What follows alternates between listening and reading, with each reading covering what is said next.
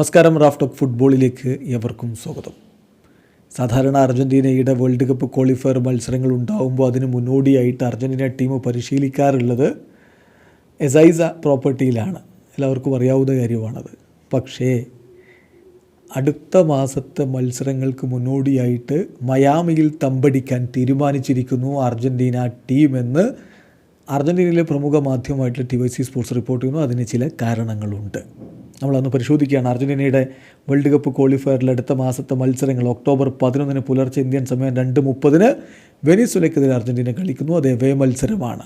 അതിനുശേഷം ഒക്ടോബർ 16 പുലർച്ചെ ഇന്ത്യൻ സമയം 5:30 ബൊളീവിയയ്ക്കെതിരെ അർജൻറ്റീന കളിക്കുന്നു. അത് ഹോം മത്സരമാണ്.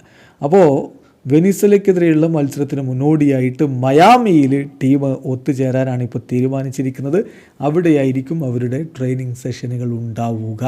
അതിൻ്റെ കാരണം അർജൻറ്റീനയുടെ ഫ്ലൈറ്റുകൾക്ക് വെനിസ്വലയുടെ ടെറിട്ടറിയിലേക്ക് കടക്കാൻ പറ്റില്ല, ബാൻ ചെയ്തിരിക്കുകയാണ്.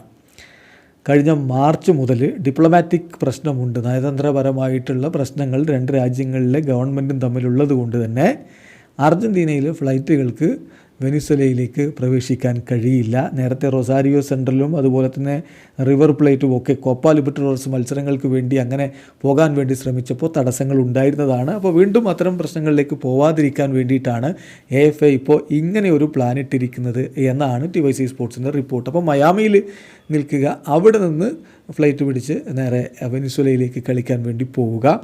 അപ്പോൾ മയാമിയിൽ ഇൻ്റർ മയാമിയുടെ ഗ്രൗണ്ടിൽ തന്നെയാണ് അർജൻറ്റീനയുടെ ട്രെയിനിങ് സെഷൻ ഇപ്പം നടത്താൻ വേണ്ടി ഇനീഷ്യലി തീരുമാനിച്ചിരിക്കുന്നത്. ലിയോ മെസ്സിയുടെ ടീമിൻ്റെ ട്രെയിനിങ് ഗ്രൗണ്ടിൽ കോപ്പ അമേരിക്കയുടെ സമയത്ത് അർജൻറ്റീന ടീം ട്രെയിനിങ് നടത്തിയിട്ടുണ്ടായിരുന്നു എന്ന കാര്യം കൂടി ശ്രദ്ധിക്കുക. എന്തായാലും മറ്റ് അൺഫോർസീൻ ഇവൻറ്റുകളൊന്നുമില്ലെങ്കിൽ ലിയോ മെസ്സി ഒക്ടോബർ മാസത്തിലെ മത്സരങ്ങൾക്കായിട്ട് സ്ക്വാഡിലേക്ക് തിരിച്ചെത്തും എന്നുകൂടി ഇപ്പോൾ ഉള്ള TYC സ്പോർട്സ് റിപ്പോർട്ട് ചെയ്യുന്നു. വീഡിയോ അവസാനിക്കുന്നു.